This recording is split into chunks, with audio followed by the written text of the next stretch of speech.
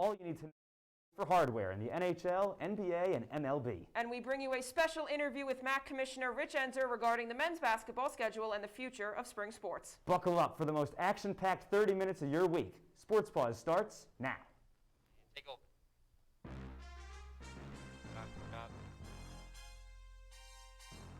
Seconds left in this. Right back to 2. Second. 5, 4, 3, 2, 1. Back on 2. Thanks for joining us here on Sports Paws. I'm Tom Krosnowski alongside Liz Flynn. And Liz, welcome to fall. The leaves are changing, there's pumpkin spice everywhere, and the sports are popping off. You are absolutely right, Tom. And while the weather is getting colder, sports are just heating up. So what do you say we get right into it? Let's dive right Big in. highlight. The Stanley Cup was in the house on Saturday night with the Tampa Bay Lightning up 3-1 on the Dallas Stars. Could the Lightning finish off the Stars and claim their second Stanley Cup, or are we going to Game 6? 18 minutes into the first period here just about. Puck kept in at the blue line nicely there by Heiskanen, bouncing around the slot, and Corey Perry able to pot that one behind Andrei Vasilevsky. Stars strike first. 5 minutes and change into the second period now. Watch this move from Ondrej Palat. Power move past Asa Lindell, and he beats Anton Hudobin. This game is tied, and it's even prettier the second time in slow-mo. 1-1 here going into the third.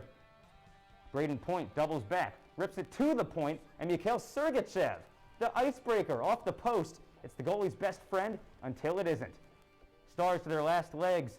They rip one, scramble in front, and Joe Pavelski ties the game. We are going to overtime. Another net front scramble in that overtime period. It's double OT, and it's Corey Perry, his double goal of the day. His second goal. The Stars have life. Game 6 coming your way. His family's loving it. Game 6 is actually on right now. The Tampa Bay Lightning are up 1-0 on the Stars as of last check.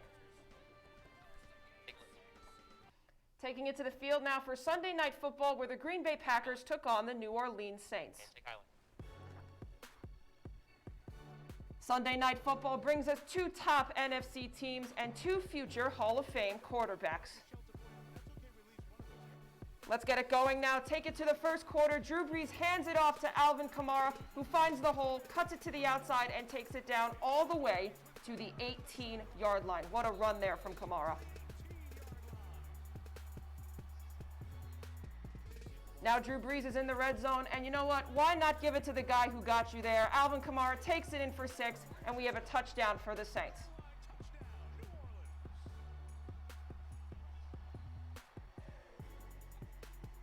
Second quarter now, and Aaron Rodgers rolls out to his left and launches one all the way up, and it is Allen Lazard who stretches out and makes the catch inside the 5-yard line.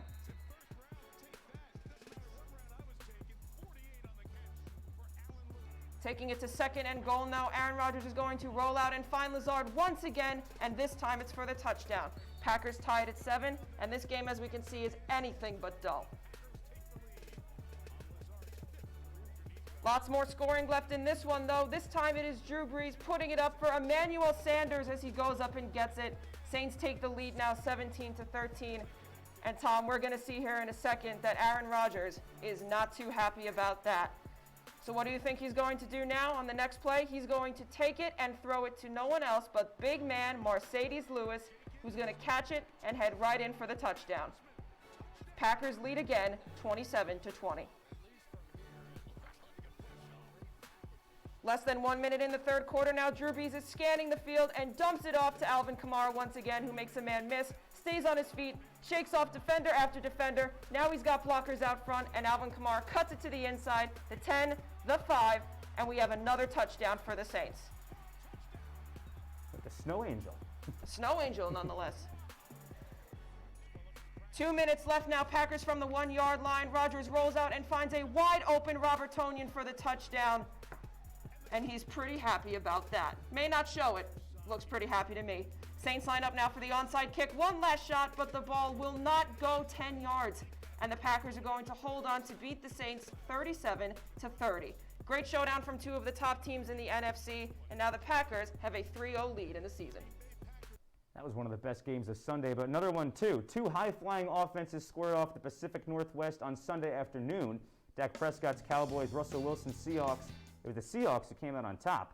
Seattle was up 30-15 in the third quarter. They hung on to victory thanks to another 5-touchdown performance from Russell Wilson. Ho-hum, just his second in a row. He's got 14 touchdowns in just 3 weeks. Prescott had 472 yards in the loss, but a late pick sealed the deal for a Seattle victory. Let's take a look now at the NFC standings after Week 3.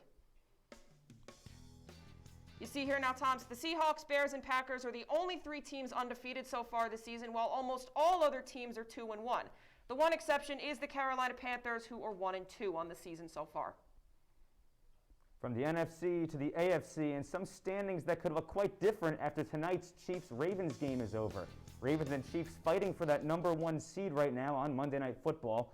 And the Bills, Steelers, and Titans all off to 3-0 starts.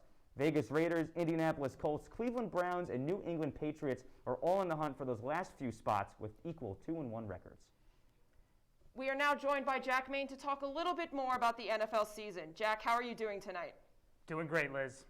All right, Jack, we are 3 weeks into the season, and there's no doubt that we have a lot of new faces in new places. Who would you say is excelling in their new threads? Well, the name that stands out at the top of the list for me is DeAndre Hopkins. He was traded this offseason from the Texans to the Cardinals. He is not only but the #1 receiver in the league right now, catching 32 of his 37 targets for 356 yards. That's 11.1 yards per catch, and that's coming from the second-year quarterback Kyler Murray, who a lot doubted his NFL's ability with his very small frame. The second guy on my list we have is Phillip Rivers. He's 2-1 through his first 3 games, and he also has completed 78% of his passes for 3 touchdowns, 794 yards, and a big milestone for him. He passed the 60K passing yards mark all time, as he is going to pave his way to Canton as soon as he retires. Here in New England, Cam Newton, a lot of people said, is he going to be able to fill the GOAT-sized shoes that Tom Brady left? So far, the answer is yes, he can. Cam Newton is the 56th highest paid quarterback in the league, but he's putting up numbers that rival his best seasons in Carolina. He played all but 2 games, or he missed all but 2 games last year to a foot injury, and he's come back, and he has a 68% completion percentage, 2 touchdowns, 149 rushing yards, and 4 rushing touchdowns. That's what separates him from the rest of the pack. And then everyone's favorite, Tom Brady, is 2-1 down with the Tampa Bay Buccaneers, 6 touchdowns, 753 passing yards for him at 43 years old, still competing at the highest level. Now, Jack, this is also a season plagued with a lot of injuries. Why are we seeing so many players go down? Well, my dad loves to say that the NFL has more rules than a 5-star safety program, but they can't keep their players on the field for a full season. In just the first slate of the second week, we had Saquon Barkley go down with the ACL injury. Nick Bosa, Tariq Cohen also fell victim to the same injury. Christian McCaffrey, the best running back in the league, he's out for a few weeks with the ankle injury. Le'Veon Bell hit the IR with a hammy. Jimmy G, last year's NFC champion, is out with MCL sprain. Chase Young, the rookie for Washington, he's out for a little while with a groin injury.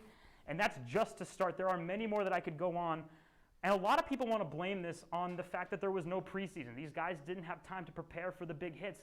I'm of the fan of saying, what have these guys been doing for the past 6 months? They've been sitting at home and they've been resting up. So without the preseason, they didn't have any of those injuries that happened in those first 4 games of the season. So they come in 100% ready to go, running as fast as they can. They're hitting each other harder, and that's what's causing these guys to go down at such a high rate. All right, Jack, now I'm going to give you a team, and you're going to tell me whether they are a contender or a pretender, and you're going to tell me why. Let's start off with the Bills. Well, Bills Mafia is very happy right now. They have probably the #2 in the MVP race right now in Josh Allen, the guy who they said couldn't throw anything but the deep ball. He's thrown 1,038 yards, 10 touchdowns, 1 interception, and he's completing his passes at a 71% ratio. That is outstanding.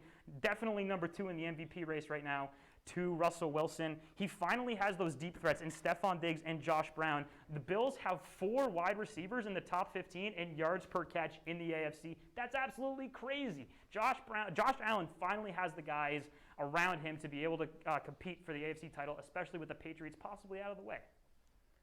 And now the Bears. Liz, the Bears are a pretender, okay? Their first 3 games this season have been against the Lions, the Giants, and the Falcons. Congratulations, you beat the bottom 3 teams in the league. Like, that's not very impressive. They also just benched their starting quarterback. You have Nick Foles now starting games for you, who hasn't sniffed NFL action since he broke his collarbone with the Jags last season. I really don't see the Bears keeping this up much longer. You mentioned them before, but I have to mention them again, the Patriots. Liz, everyone knows the Patriots are contenders. As long as Bill Belichick is running the ship there, they're always going to be in contention. They lose Brady, they lose their defense to a bunch of opt-outs, but they are still playing at a very high level. Cam Newton has stepped up and he's filled the role. We've had a bounce back year from Sony Michel at the running back, and we also have a rookie, an undrafted rookie free agent, J.J. Taylor. Who the heck is that guy? He came out of Arizona and he is pounding the ball so hard. He has just absolutely been the bright spot on this offense this year alongside Cam Newton, and Julian Edelman ranks in the top 10 in NFL receivers this year. The New England Patriots are still a contender. And I'll wrap this up with one more, the Titans. Liz, at 3-0, the Titans are a pretender. I know that's kind of a hot take when Derrick Henry leads the league in rushing. However, Ryan Tannehill does not look great. He's overthrowing guys. He's underthrowing guys. And the winning drive yesterday, he almost threw a pick that sealed the game. You just don't see the Titans, putting up 30 points a game week after week, and also having to prevent putting up 30 points a week, like giving up 30 points a week. They can't keep it up on defense, which means they're definitely going to fizzle out on offense. The Titans, for me, are a pretender. Great stuff, Jack. Thank you so much for joining us once again. But now let's take a look at the NFL weekend preview. Here we have the Steelers and the Titans playing the early game on Sunday at 1 p.m., followed up by the Patriots and Chiefs in the afternoon. Your Sunday night football matchup is the Eagles versus the 49ers, and on Monday night, the Falcons are taking on the Packers. That's it for football, but we've got an exclusive interview with the MAAC commissioner coming up and an appearance from a familiar face to Q30 Sports. Stay tuned.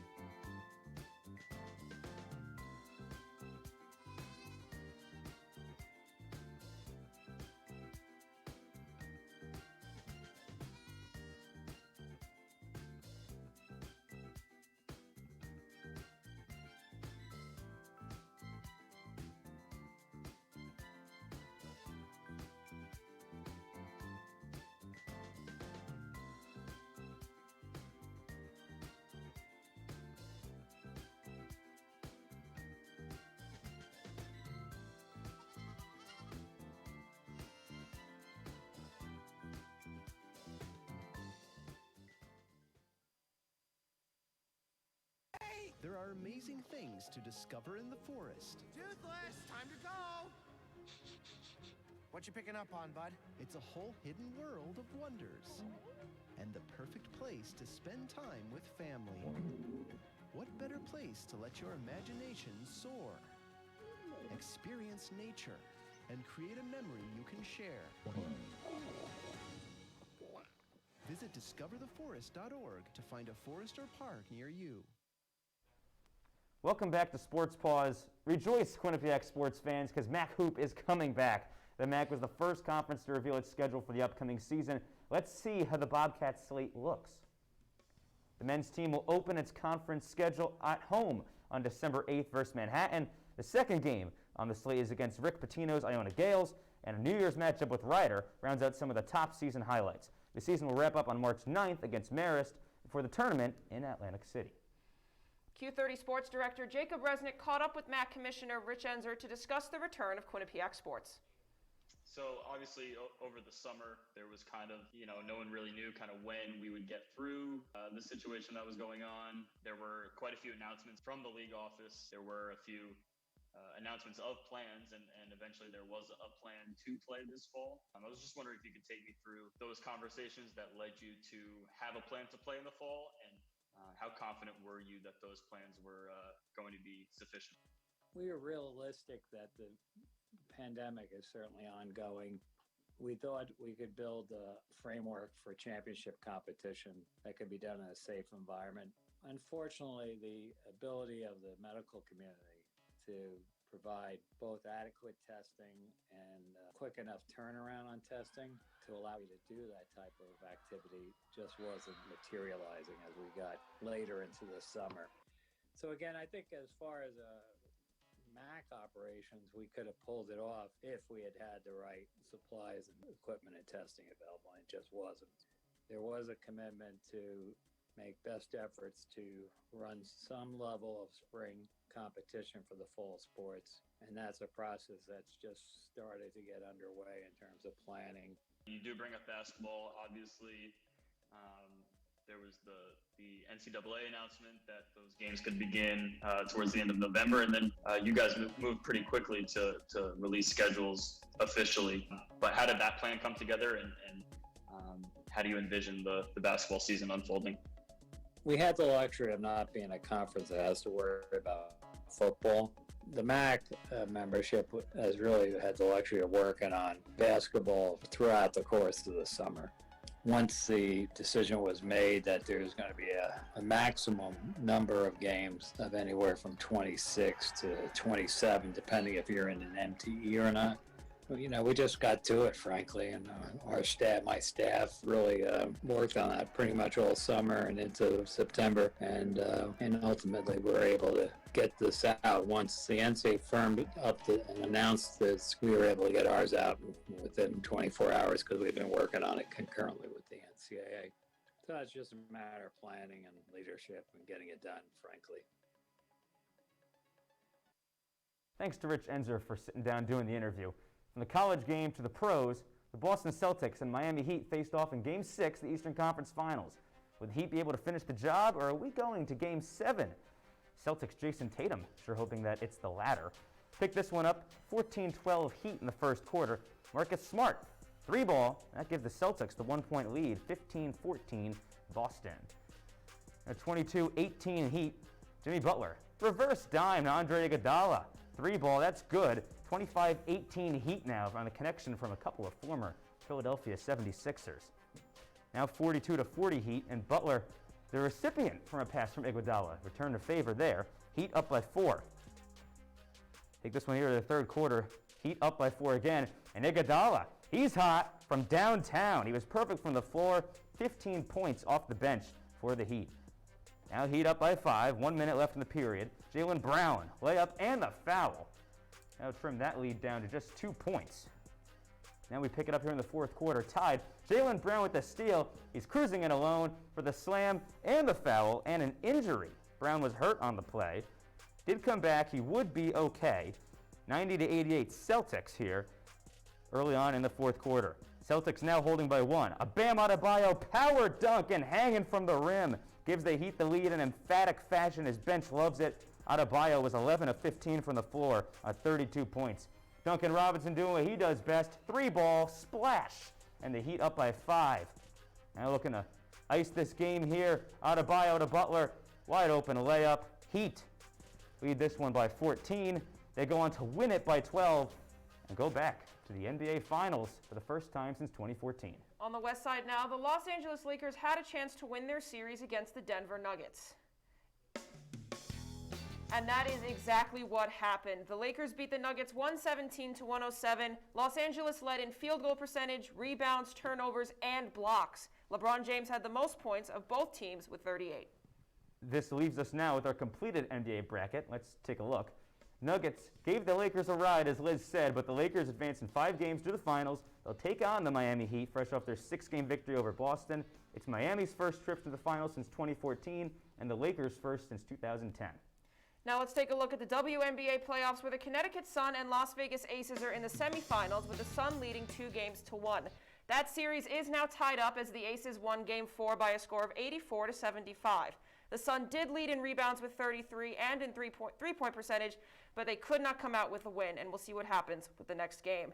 And now we are joined by Lo Yarnold to talk about this neck-and-neck series. Lo, thanks for joining us. Thanks for having me, Liz. Lo, this team has already exceeded expectations, but do they have what it takes to beat Las Vegas in Game 5? Look, Liz, the Connecticut Sun are a number 7 seed in a Game 5 of a semifinal playoffs against a number 1 seed and a regular season MVP. No one expected them to be here, but here they are, and they have earned it. Their entire playoff run has been defined by upsets.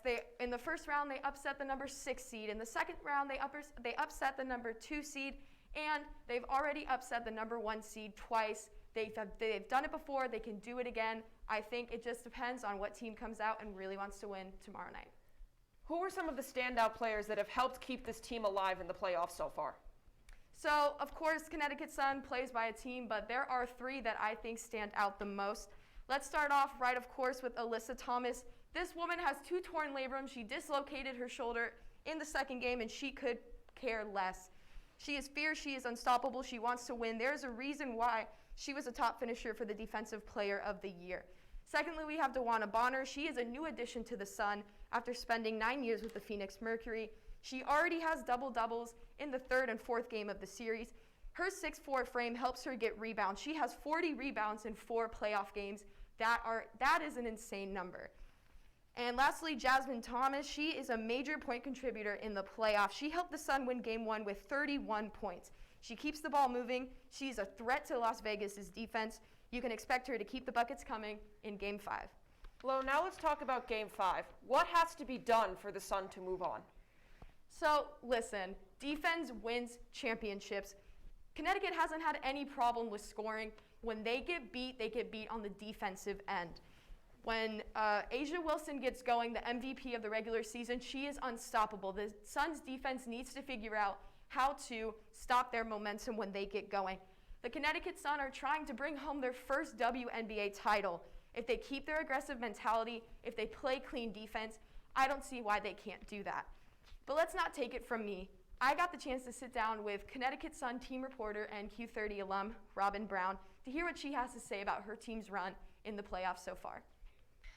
First of all, just being a 7th seed and playing against the top-seeded Aces in the semifinals is an accomplishment in itself. But I think defensively, that is what's carried us all season long, is our defense. We've struggled to get into flows offensively down here, but when we can play strong defense and we can leak out into transition and we can get that game going quickly, you've noticed in Vegas that a lot of our offense has come from pull-up jumpers recently, and that's just what's been flowing. So it's kind of just feeling out what is working and what isn't.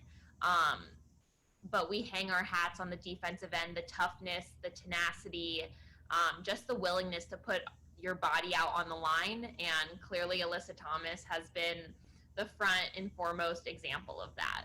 But it's a group effort. You know, we've never had someone that they're like, that is a superstar. You know, like analysts have never called one of our players the ultimate superstar.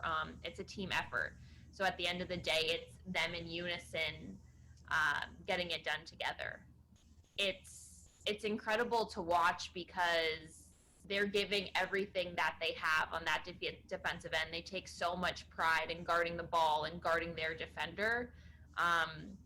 And the championship pedigree, we have players on our roster that have been in these type of situations before, collegiately, in the pros, overseas. So they have this experience now and that veteran presence that I think, you know, I watch them every day at practice and I see how hard they go. And we've been here for over 80 days.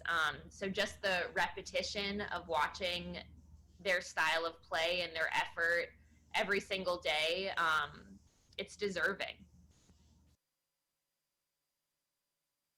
I'm doing great things in the big leagues, what we all hope to be. We'll be back to preview the week ahead after this.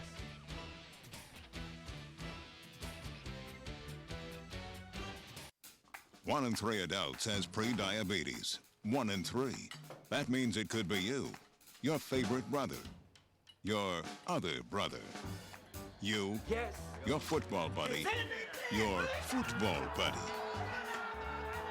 you, the boss's boss. If 1 in 3 adults has pre-diabetes, that means it could be you, your barber, your barber's barber. Nice work. Thanks. You, your plumber, Breathe right into your foot. your plumber's masseuse. Yes. You, your dog walker, On your left. your cat jogger, or you, your co-pilot, your co-pilot's co-pilot. While 1 in 3 adults has prediabetes, with early diagnosis, prediabetes can be reversed. Take the risk test at doihaveprediabetes.org to know where you stand.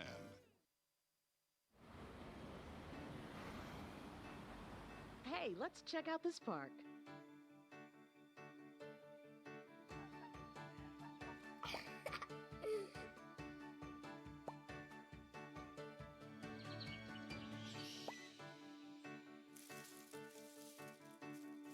Oh, wow, that's really cool. To find a great local park or forest near you, go to discovertheforest.org. Thanks for sticking with us here on Sports Paws. October baseball is back and bigger than ever. Let's check out the seeding in the National League. Again, new format this year. LA Dodgers are your 1 seed, the best record in baseball. Could this finally be their year? They'll face the 8 seed Brewers in round 1. Other matchups include Braves Reds, Cubs versus Marlins, and Padres Cardinals. Each series is a best of 3 in this new format. Now let's check out the seeding for the American League. The same rules apply here as they do with the National League, and the number 1 seed are the Tampa Bay Rays, who earned their first AL East championship since 2010. The matchups themselves are the Rays versus the Blue Jays, the Athletics versus the White Sox, the Twins versus the Astros, and the Indians versus the Yankees. We've got a big week ahead for local sports, including the return to October baseball for my beloved New York Yankees, much to Liz's chagrin, Mets fan over here. The Yankees will take on the Indians in wild card round on Tuesday, Wednesday, potentially Thursday. I hope not, though. Jets, Broncos, Thursday night football. Giants going out to Hollywood to take on the Rams Sunday late afternoon. Best game on the slate, though, might be that CT Sun winner-go-home Game 5 tomorrow at 7:30 p.m. That's all the time we have for today. Keep it with us next week on Sports Paws, same time, same place. And for more Q30 content, be sure to check out our website at Q30TV.com, on Twitter at Q30 Sports, and head to the App Store to download our brand new app, Q30 Television. Absolutely. It's free. For Liz Flynn, I'm Tom Krosnowski. This has been Sports Paws. Have a great week.